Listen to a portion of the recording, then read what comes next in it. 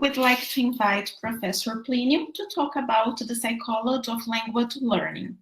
Before he starts his talk, I'll read his biodata. Plinio is a psychology professor at Universidade Estadual do Centro-Oeste, Paraná, and the coordinator of the Psychology of Bilingualism Lab, with projects on language learning psychology, neuroscience of bilingualism, and bilingual families.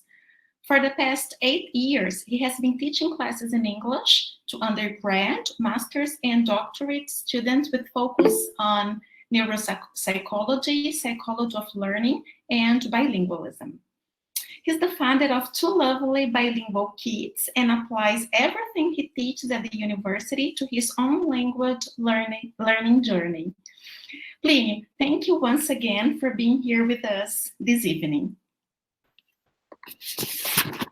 Thank you, Luciana. First of all, I'd like to thank you so much for the invite, and also thank you, Professor Maria, for this awesome talk. I really learned a lot about translanguage, and I really, really loved your term that to be very honest, I didn't know about it, language socialization. I'm going to start presenting now, so I just want to show you guys what I did here. Such a shame I can't see anybody. That's after start presenting, right? This is how it works. Let's do it here. Okay. There you go. I even changed the title of my talk from the psychology of language learning to the psychology of language socialization, because I think you are very, very right. Can you guys hear me and see me changing the slides here just to make sure it's working? It's great. Yes. Go on. Yeah. So the psychology of language learning, and I'm totally sure like we should rephrase even the name of the field to the psychology of language socialization, because I think this is like in the end of the day, this is what it is about. Okay, guys, so to start, I want to define this field of language learning psychology, or the psychology of language learning. So you guys are going to see that if you read a couple of authors, even within the same country, they tend to use both terminology. So I'm gonna end up using both of them kind of interchangeably here. So language learning psychology, we can define as concern with the mental experiences, processes, thoughts, feelings, motives, and behaviors of individuals involved in language learning. So the focus here is not exactly how somebody acquires or learn, or by socializing, how can I say it now? Maybe appropriate language, but the focus here is on the psychological processes that is part of this person that is involved in this process of learning language. So this is what we are gonna be focusing here. So what does language learning psychology study? Of course, a lot of stuff. Because if we talk about psychological characteristics and psychological processes involved in language learning, so of course we're talking about a lot of different things. So I just want to mention some of them. Unfortunately, we are not going to have time to talk about all of them now. I'm going to choose one. But that would be motivation in language learning, implicit theories, that is kind of a fancy name for mindset, the learner autonomy, so how we can actually build that, like in the language learners, goal setting, so how we can set up short and long-term goals regarding language learnings, the learner beliefs, that's pretty interesting, learning styles, a lot of people do research on that, learning habits, so how we can actually do what we're supposed to do every day in order to learn the language. That is probably the hardest part of it, do every day, right? And personality, so introverts, extroverts, so everybody learns the language at the same way or not, depends on the age, so there are a lot of research on that as well. Willingness to communicate, this is very interesting because our people are very different regarding that, so there are people who are very willing to communicate with others, other people are less willing to communicate, do they learn in a different way? So this is what this field is about. Flow experience, how we can experience that while we are doing our language practice. Language anxiety, that is obviously very, very important. Let me just click here, okay. But this is like pretty much what people study. There are more things, of course, but this is, let's say, the main things. But to prepare this talk specifically, I asked a lot of language teachers, friends of mine, but around like 40 teachers actually, what is the main problem that language learners face? I just asked them because I wanted to kind of come back to the real world just for a change. This is kind of complicated when we do research. So I got a lot of different answers. I just chose 3 answers that kind of sums up most of the answers that I got. So one of the answers was that the students don't know their goals and motivations. So yeah, I would say the lack of motivation to keep learning the language. A lot of people talked about motivation. Other answer was like this: the lack of daily self-study plan and the lack of ability to create an environment of immersion. I guess the major problem could be daily self-discipline. So things related to habits. So how we can actually build habits, good habits in order to learn the language. A lot of people actually gave this kind of answer. And the other one was like that: performance. Everyone feels anxious, like they have to prove to the teacher they're not dumb. And that's an awful thing. They start to act like the class is too difficult. They complain. If it's a group where they have other people to compare, man, that becomes a nightmarish mess.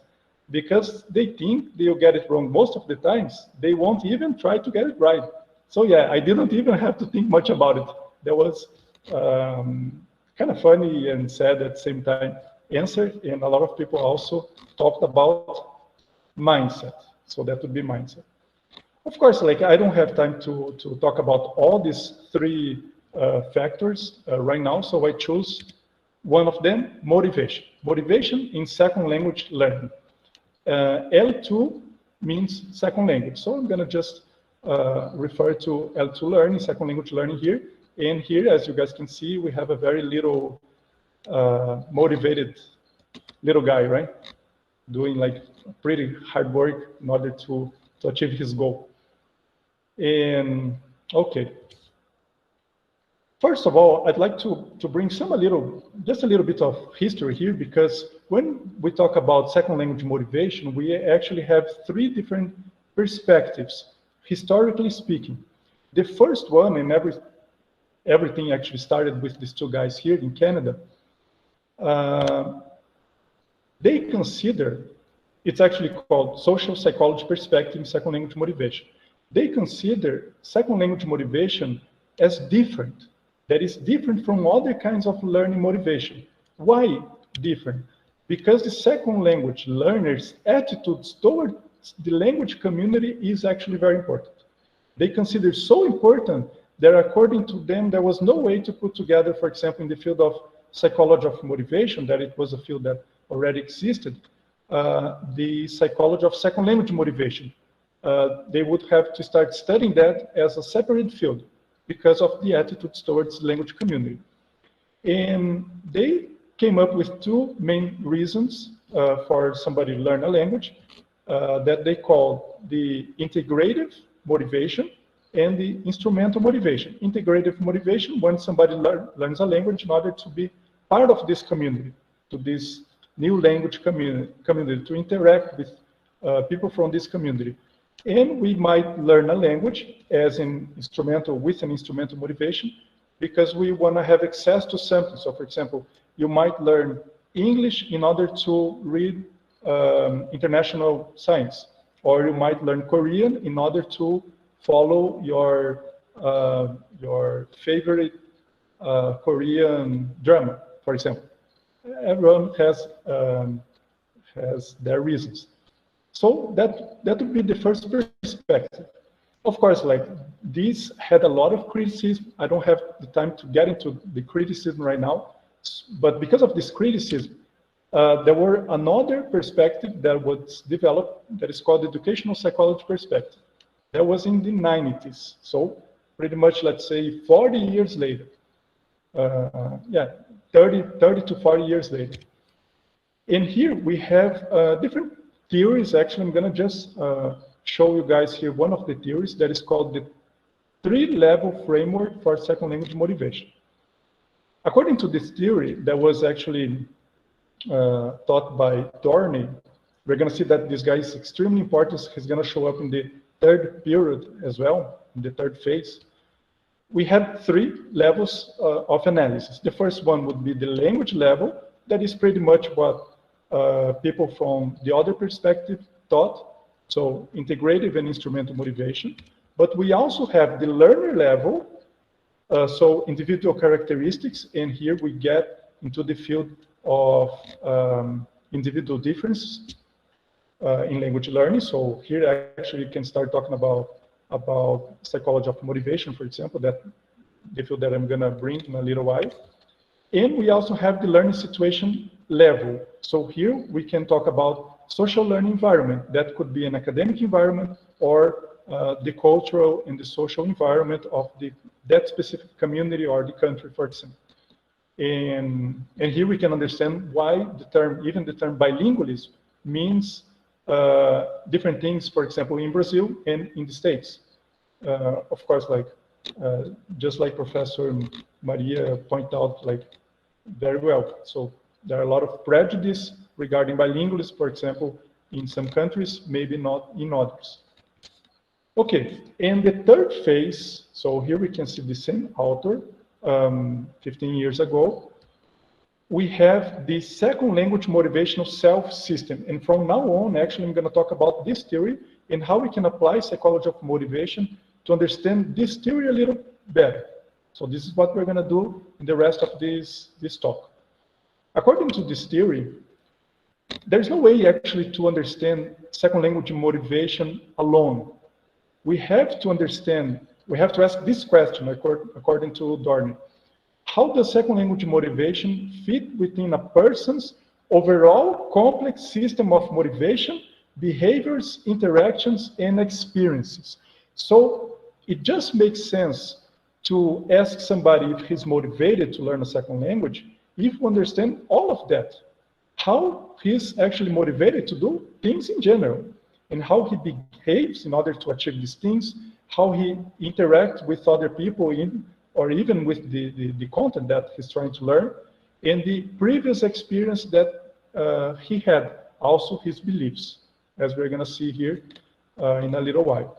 So this is actually the main question. Try to understand within this context. And here, they don't talk about second language learner anymore, but they talk about a person. So a person who is actually engaged in the second language process, because especially because the second language process, it's a long-term process that takes years, decades, if you will, depending on how well you want to interact and engage in this process. So of course, it's a person who does a bunch of stuff and try to do sometimes these things in the second language. So actually we got to understand as a whole. That's the main thing. And to talk about this theory, Toni, the author, he relies on the concepts of self.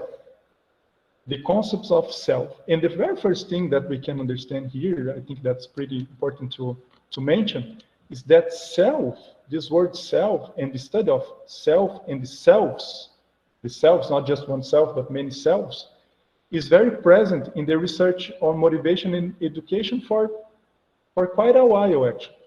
And not just in education, but in health in general. So, for example, we could talk about people who are struggling to quit smoking and the self-control related to quit smoking. So self-control, one of the concepts of self in health. In education, we have a lot of different concepts related to the self. So for example, we can talk about self-perception, we can talk about self-efficacy, self-worth, self-regulation, self-determination, self-concept, and here we're gonna end up talking about that a little more in a little while, the idea of self-concept and how the self-concept can help us out getting motivated to learn a language and keep motivated. Self-esteem, very famous one, and self-control. Okay, so we have a lot of selves. We have a lot of selves. First, to talk about this theory and then move on to how the psychology of motivation can help us out to understand motivation in second language learning. Let's talk about a little bit of self-concept now. The idea is that the self-concept actually have different dimensions, and one of these dimensions is called future selves. I don't know if you guys already heard about this expression, like it's kind of famous nowadays, my future self, so how I imagine myself in the future. And it is actually pretty much it, because when we talk about future selves, we are talking about the future-oriented dimensions of the self-concept. The self-concept is actually the beliefs that I have about myself, how I see myself.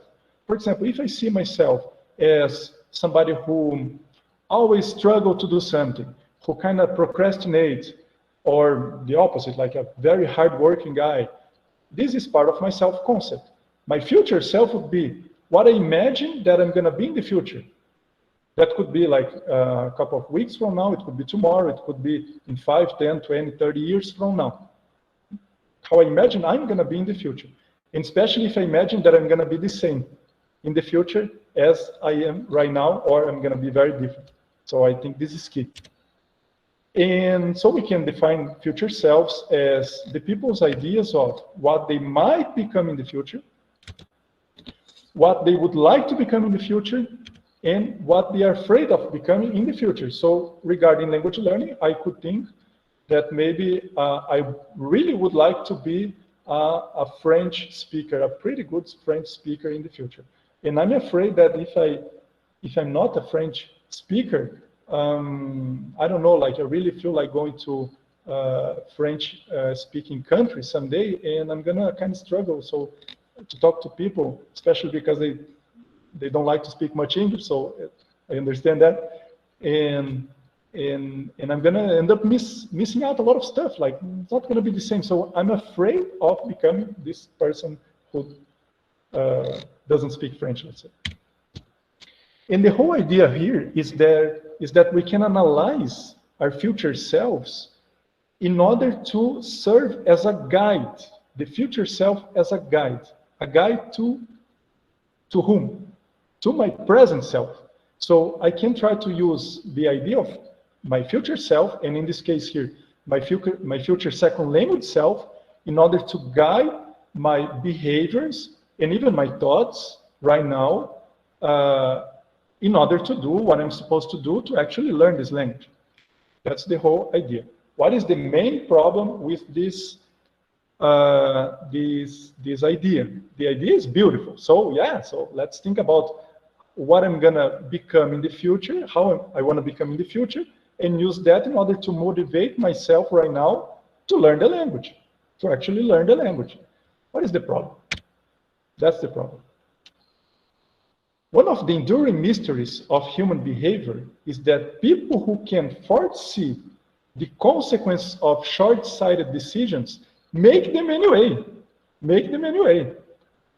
People nap when they should be working, snack when they should be dieting, spend when they should be saving. And they do all these things despite knowing full well that they will regret them later. In these and other familiar instances, people consign to their future selves to pay the costs they incur in the present. And I'm really, really sorry that I can't see your face right now. I'm really sorry. I just can see my screen here. But that kind of hurts. I don't know if it hurts for you guys, but that kind of hurts because it's very true. Just knowledge, just information is not enough. Just information, just change behavior, unfortunately. I know very well what I want for my future, but that doesn't mean that whenever I go there and try to do my language practice, I struggle a lot.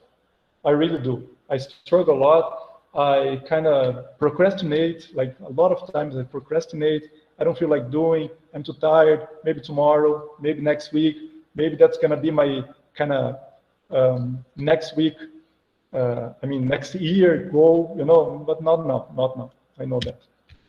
So what is the question? The question is, why do we often choose our present self over our future self? And we can rephrase that as like this. Why do we constantly choose instant gratification, my present self, over future achievements, my future self? And especially how we can deal with that, so our future second language self can actually be our present second language self's guide, for real. So let's talk a little bit about that and try to answer these questions, especially this last one, how we can actually deal with that. Okay, from now on, I'm going to show you guys different studies, research studies on the psychology of motivation, and apply that to second language motivation. So let's do that. The first one is about a research, very interesting research, comparing humans and chimps, a study on self-control. So what was the challenge? Delay the gratification of an immediate snack to eat more food. So what they did?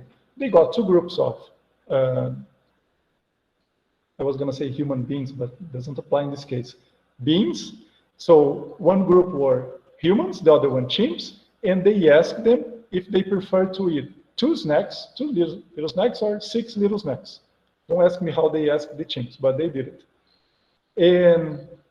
And everybody said, no, I prefer 6. I'm very hungry. Of course, like they were all hungry. I'm very hungry right now. I prefer to eat 6 little snacks. Okay, awesome. So I'm going to do this. They said, I'm going to put these 2 here in front of you. And if you don't eat these 2 for a couple of minutes, let's say 15 minutes, I don't remember right now, but something like that, you can have 6. But if you eat these 2, that's okay. You just eat the 2. Okay? They did that for humans. They did that for chimps. The results, amazingly, the results was 72% of chimps and just 19% of humans waited for the larger reward, even after they said they prefer actually 6 instead of 2. They didn't wait, they just got the 2. I'm gonna eat this 2 here. I'm good with this 2 now. So the question is, if we can't wait a couple of minutes to get what we want, because they actually said that they want it, how are we going to learn a language? It takes years for us to learn a language quite well. Years. It's not something that you're doing like in 3 months. It takes years. How are we going to do that? Forget it. Do chimps have a secret source of self-control? That's probably the question that we can ask. That's not the case. Of course, we know that humans have a lot of self-control, even because we have a huge prefrontal cortex, right? So what's going on here? A big prefrontal cortex, there is this area of the brain related to self-control, is good at more than self-control. It can also rationalize bad decisions and promise we will be better tomorrow. We humans have all sorts of mental tricks for convincing ourselves that the time to resist temptation is actually tomorrow. So no big deal. You know that subtitles in Portuguese, awesome to watch a movie and understand everything because you have subtitles in Portuguese. Let's do that today. Tomorrow, I struggle with the movie. Not today. Today I wanna enjoy the movie. I want to understand everything. That's the whole thing. Okay, based on that, we can actually think about some reflections for our second language learning. The first one would be, what future rewards related to our second language learning do you put on sale? Do you give up each time you procrastinate? So each time you procrastinate regarding your second language practice right now, what you are putting on sale? Why you are what are you giving it up later on?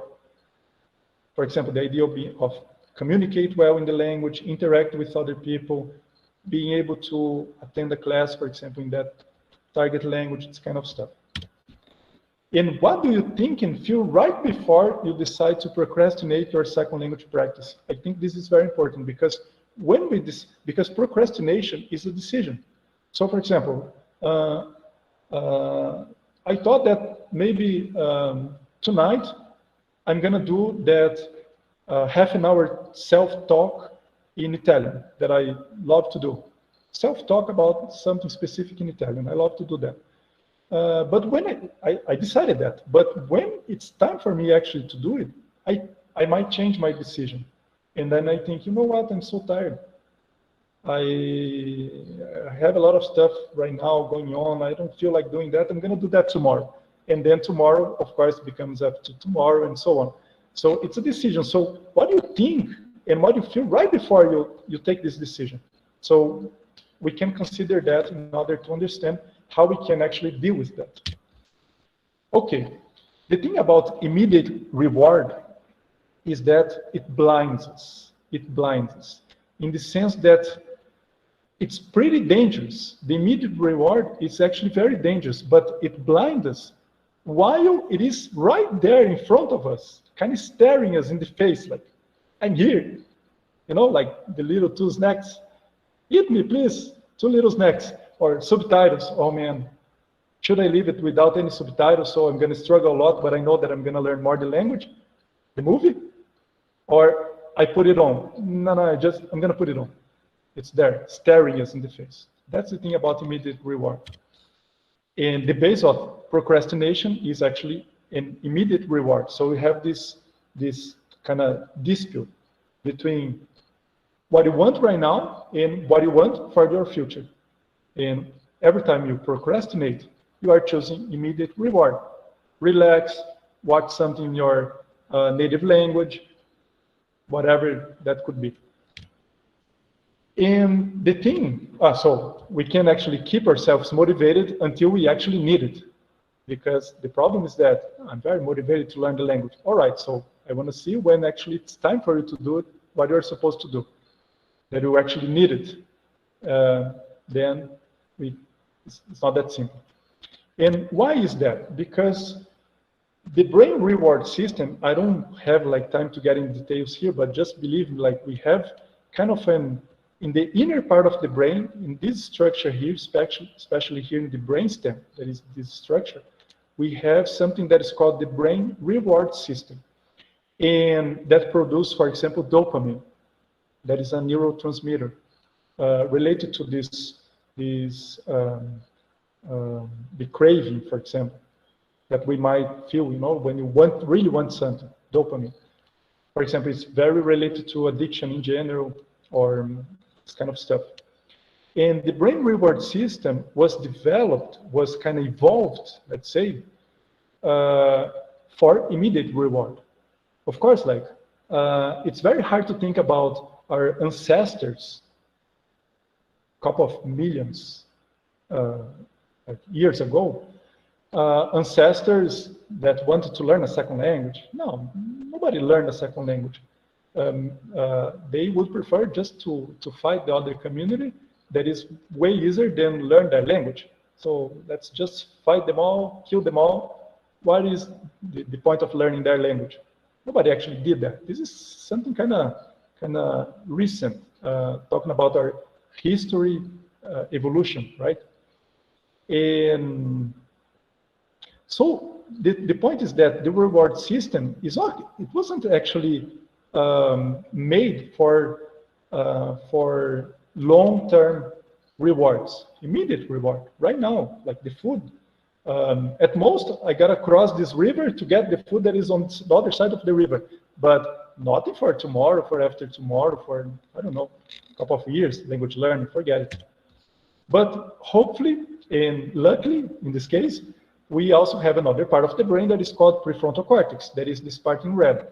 And the prefrontal cortex deals with that. So it's as if we had 2 little guys in your brain, one saying, give me the subtitles in Portuguese, please, subtitles in Portuguese. The others one say, no, I better watch the movie without anything. I'm not gonna understand much, but it doesn't matter, that's gonna be better for my future language learning self.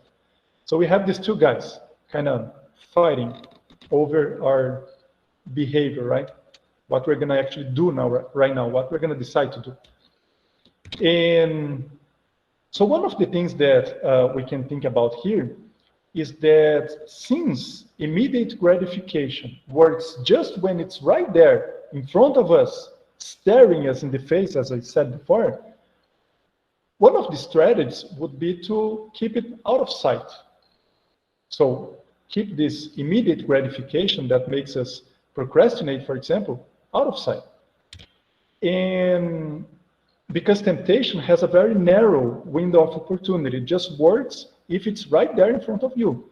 So much so that the second study with the chimps and humans had a very different result. So in the second version, what they did was, instead of leaving the two little snacks in front of them, they just said, you prefer 2 or 6?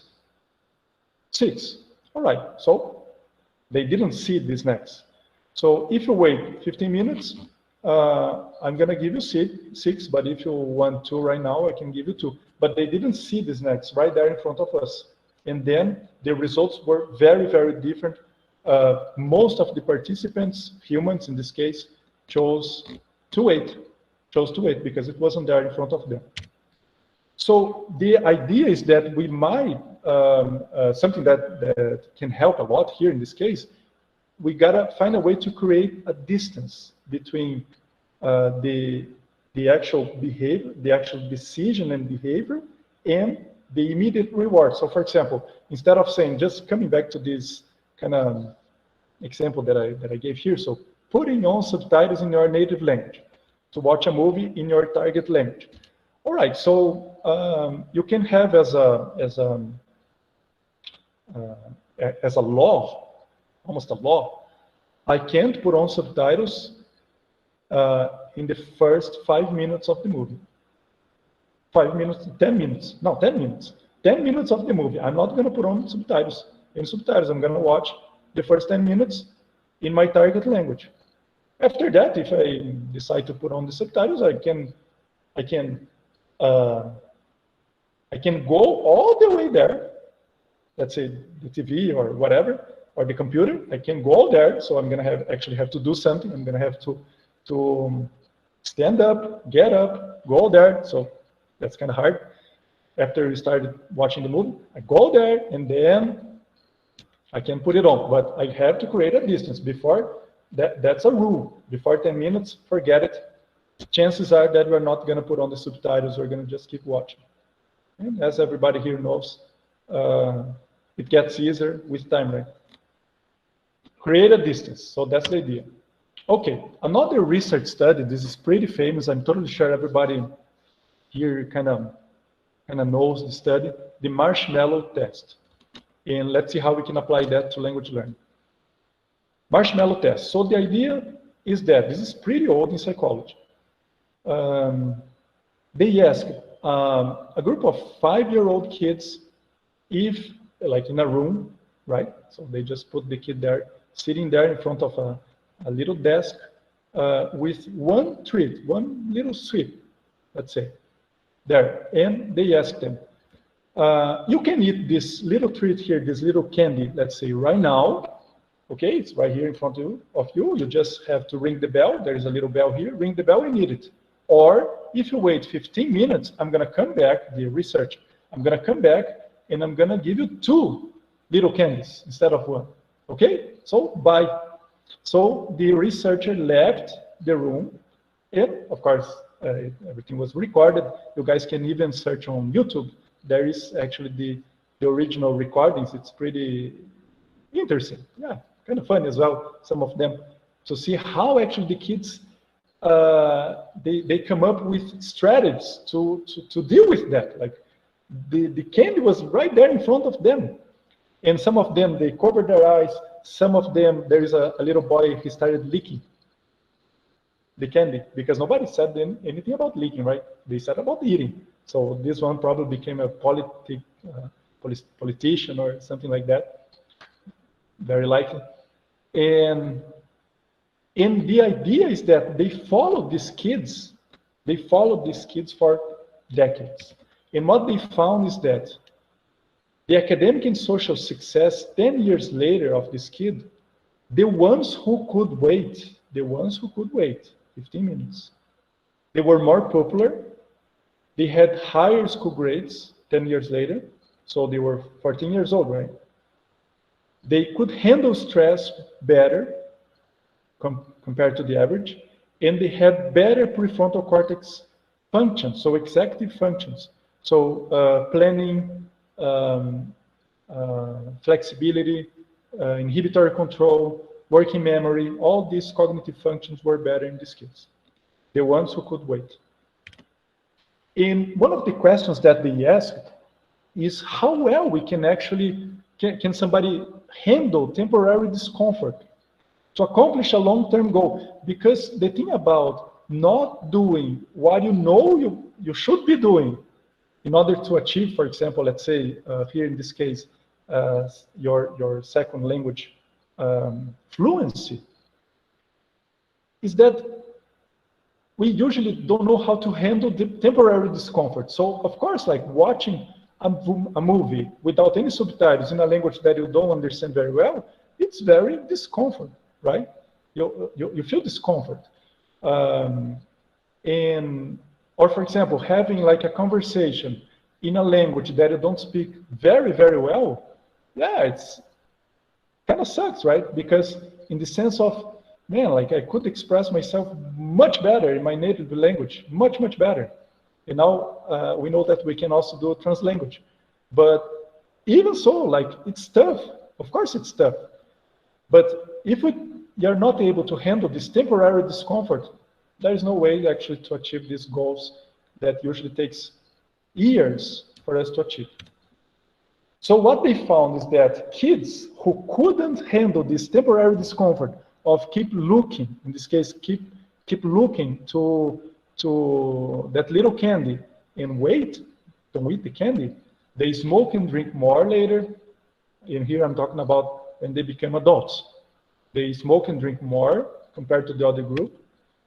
They had a greater risk of drug use, gambling, and other addictions. They were less likely to save for retirement. They were more likely to drive drunk and have unprotected sex. And then they procrastinate more.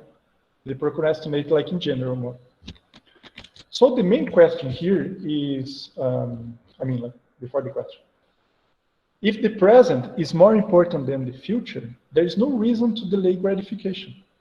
So that's the thing, like, if my present right now is more important than what I want to achieve in the future, what is the point of delaying gratification? What is the point of struggling to watch a movie or struggling to talk to a person in my second language that I don't speak that well? What is the point of doing that? So the thing is that we gotta make the future matter. And here we come back to the first idea of considering our future selves.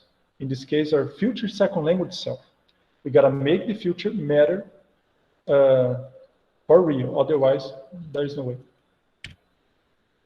Okay, one of the things that some research found is that for us to make the future matter, one of the things that we can do is, and that helps a lot, is think about the future reward first.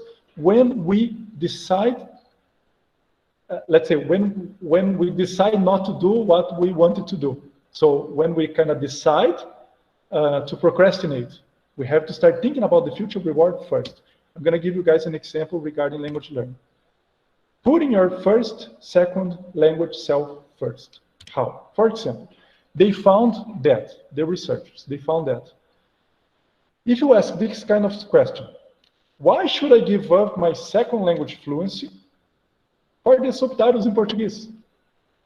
Okay, so here I'm putting my future reward first.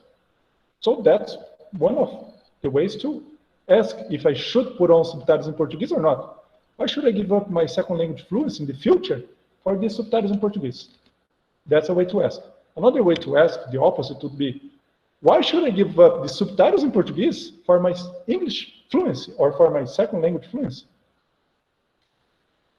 And what they found is that whenever people asked these kind of questions, and they actually did that for many, many things, like different kinds of behaviors, different kinds of goals. Whenever they ask this kind of question here, people thought about reasons for them not to give up their future goals. And whenever they ask this kind of questions, they started thinking about reasons for them not to give up their immediate reward. Subtitles in Portuguese in our case. So why should I give up my second language fluency for these subtitles in Portuguese? Why should I give up the idea of communicate well in this language, talk to native speakers, talk to people from other countries, enjoy videos in this language in the future, read whatever I want, and have an awesome life in the second language for these subtitles in Portuguese? Subtitles in Portuguese? Ah, no way, I'm not going to do that. The second one, why should I give up the subtitles in Portuguese for my second language fluency? Why should I give up my subtitles in Portuguese? I'm going to feel so well if I put on subtitles in Portuguese. They started thinking about reasons for them to keep the immediate reward. I'm gonna feel so well. It's gonna be so cool. I'm gonna understand the movie. I'm gonna be able to talk about this movie with my friends later. They are gonna watch it. I'm not gonna be able to talk to them because I'm not gonna understand half of it. No, forget it. Subtitles in Portuguese. This is what they found. So think about your future reward first. Okay. Another way that you can do that is imagine that you are already absolutely fluent in your second language. Then ask yourself, are you willing to give that up for some subtitles in Portuguese? And of course, you can change the subtitles in Portuguese for whatever you want, Oh man, like it would be really cool to do a 30-minute long practice in my second language every day, a self-talk, talk to somebody else, listen to something, listen to a podcast in that language. You can just change whatever you want here. Listening to a podcast in Portuguese in my native language, I'm really willing to give up this idea of become absolutely fluent in my second language for subtitle in Portuguese or podcast in Portuguese. No, forget it. So this is what they found. Okay, another idea. The no way out strategy. I don't know if everybody here knows about this kind of story, legend, nobody knows for sure, but Cortés, this big guy here, that it was a Spaniard in the 16th century, when he got to the place that is Mexico right now, he got there because he wanted to invade Mexico, because he wanted to rob everything, he wanted to get everything that they found there and conquer the land, let's say. But when he got there with 11 ships, 11 boats. And his people, his, let's say, kind of soldiers, when they got there and they saw the Aztecs, os Aztecas, the Aztecs that lived there, they started thinking and saying like, no way we're gonna fight these guys. Look how tough they are. They are outnumbered us. Like the Aztecs actually outnumbered the Cortés soldiers, and they're gonna destroy us. No way we're gonna fight these guys. So they kind of stayed there, let's say at the beach, close to the boats. They didn't want to go like inland, let's say. So what Cortés did? That's kind of legend, nobody knows. But what did he do? He said, all right, so you guys don't want to fight them? Okay, let's burn the ships. Which ships? Our own ships. Let's burn our own ships, our own boats. Let's burn our boats. So he set fire to all his boats. You know, what are you going to do? Yeah, like now we got to fight. There is no way out. There is no way out strategy. I'm not saying that in this specifically case, this is bad, this is wrong, probably it's very wrong. But the idea is great for the idea of motivating yourself in order to do what we want to do, in our case, learn a language. The no way out strategy. And I'm going to show you guys how we can actually do that. So just like Cortés, how we can actually pre-commit our future second language selves. We can pre-commit our future second language selves in order to do what we are supposed to do right now. For example, one of the ideas, and that comes from economists actually, field of economists, is that we have to start treating this kind of tempted self as another person, an unreliable enemy. Study how this guy that is kind of inside me kind of convince me to procrastinate or to do what, like in the end of the day, I don't want to do that. I want to practice every day. So analyze this guy. Another thing, we can make it more difficult to reverse our decisions. For example, regarding language learning, so we can, I don't know, just an idea, you can pay for 20 classes. Talking about like private classes, let's say. I can pay for 20, 30, a whole year classes. So that makes me more difficult to reverse my decisions because I already paid. I can use timers and apps and here in order to kind of help myself to do my practice. So for example, there is an app very interesting. It's called Social. And this app kind of turns off everything until, for example, for 30 minutes or for 1 hour, whatever you want, in your cell phone. There is no way to access anything for 30 minutes. And there is another one that is even nicer. It's called Procrastinate. So procrastinate, donate, procrastinate.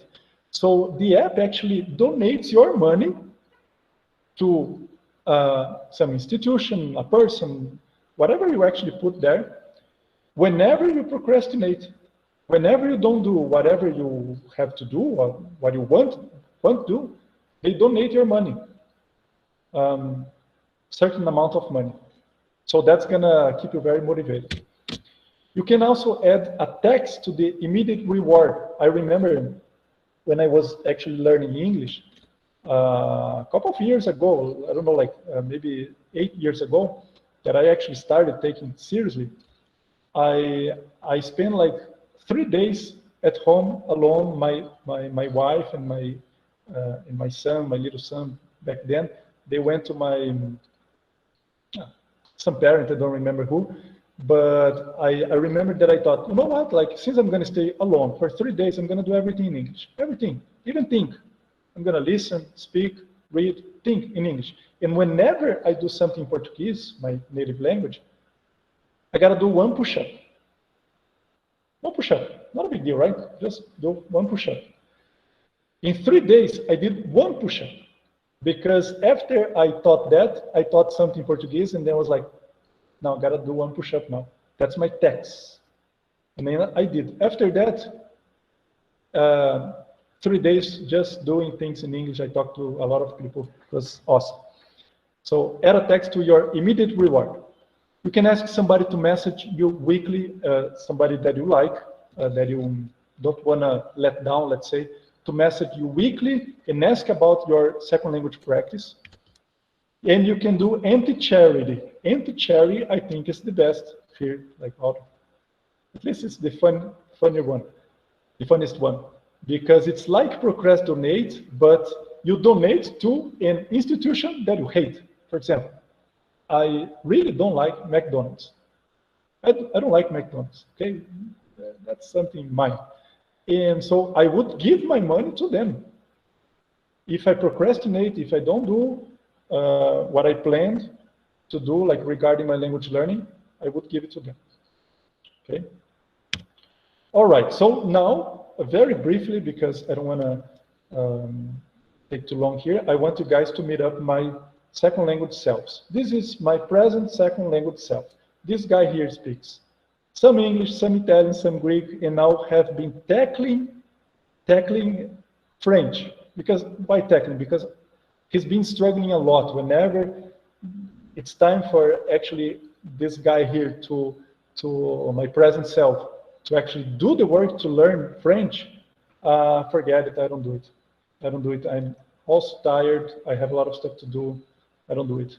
But there's another guy that is my future second language self. We are very alike, as you guys can see here.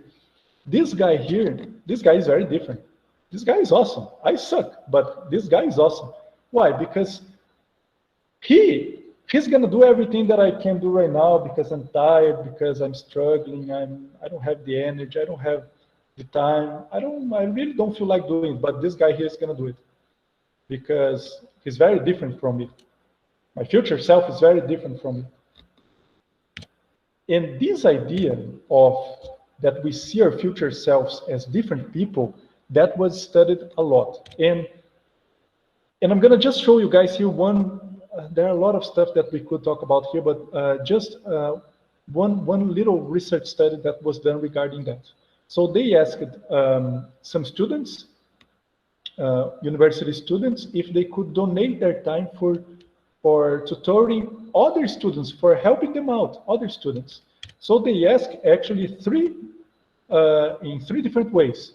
So how much time they could help other students out right now, their present selves. They said 27 minutes on average. How much time they could help the other students next semester, so their future self that could help the other students, 85 minutes. And how much time the other participant, like a stranger, could help the students right now, 2 hours, 120 minutes. So as we can see, we tend, at least then, we tend to see our future self as a stranger, as somebody very different from my present self. Look at the difference here, it's huge. And why does the future actually feels different? Because it's very hard for us to access our future thoughts and feelings, very hard. I can think about how I'm feeling right now, like I really enjoy this class a lot, my thoughts right now, but I can't access how I'm gonna feel like tomorrow or next year or in a couple of years that I become fluent in that language that I am trying to learn. I can't actually know that. So what they found is that there is a part, that's the prefrontal cortex, but there is a part of the prefrontal cortex that is called ventral medial prefrontal cortex that is actually larger than that. I couldn't find another image, but it's a little larger than that. But what they found is that whenever I think about myself right now, this area of the brain is activated. Whenever I think about another person right now, this area is not activated. And whenever I think about myself in the future, doing something tomorrow, after tomorrow, in a couple of years from now, this area is very little activated, almost zero. But that depends on the person, because there are some people who have this area more activated when they think about their future selves, other people less. And what they found is that this ventral medial prefrontal cortex reduction, when we think about our future self, predicted the amount of money people saved for the future. So the thing is that if you see yourself in the future as different from what you see yourself right now, what is the point of investing in a stranger? What is the point of investing in your future self if he's not going to be you? He's not you, he's a stranger. So people tend not to do it. They go for immediate gratification. So what is interesting here, just to finish, is that they also found that we can actually change that. How? They asked the students to interact with their future selves avatars in a virtual reality. It would be something like that, but it was cooler because it was an avatar. So the little figure here, my future self, actually could move around, could talk to me, pretty cool. And what they found is that after this experience, even doing that once, the students, of course, they follow up like for a couple of months, and they started putting more than twice as much money in their retirement accounts after having this experience, kind of getting to know their future selves. So one of the strategies here is that we have to find a way to know our future selves, in our case, our future second language selves. How we can meet our future second language selves? There are many ideas here. They found, for example, that just thinking about the future in general helps. In general, not related to language learning. In general, what you're going to do tomorrow, after tomorrow, your plans for next semester, whatever, that helps. Another thing, you can send a message to your future second language self. There is actually a website where you send a message to them and put a date. They send the message back to you on that date. as if like you were receiving in your future self the message. So you can ask, for example, what will your future second language self be doing with the language? So you can imagine, for example, what this guy in the future, that is you in the future, will be doing with the language. You can also ask, how will she or he, your future self, feel about the choices you are making right now? And how are you investing in your future second language self now? You can tell your future second language self what you are doing right now in order to help him out. You can also write a message from your future second language self to your present second language self. So for example, you could ask, what would your future second language self thank you for? You can write about that. If you were able to commit to it today. That's another idea. And that's something that some researchers found. You can imagine your future self doing things in any way. So for example, if I imagine my second language self struggling to speak that language that I'm not practicing right now, I wanted, but I'm not practicing, that helps me to practice. If I do the opposite, imagine him using the language a lot with a lot of stuff, like really having fun with the language, getting access to stuff, that also helps me to motivate myself right now. That's what they found. As a conclusion, our human nature includes both the self that wants immediate gratification and the self with a higher purpose. We are born to be tempted and born to resist. It is just as human to feel stressed, scared, and out of control as it is to find the strength to be calm and in charge of our choices. We are these two people. In last words, as for language learning psychology, the field of language psychology, we can say that language learning psychology is a highly interdisciplinary field. It brings together ideas from fields such as social and educational psychology, with insights from language teaching and second language acquisition, the field of second language acquisition. This makes it an exciting area to work in, but also challenge for scholars to feel broadly competent across this range of expensive and complex discipline, which just makes me think about two things. We gotta work hard, there's a lot of stuff to do actually in this field, and especially we gotta work together because it's very interdisciplinary. So thank you so much, and thanks for your attention.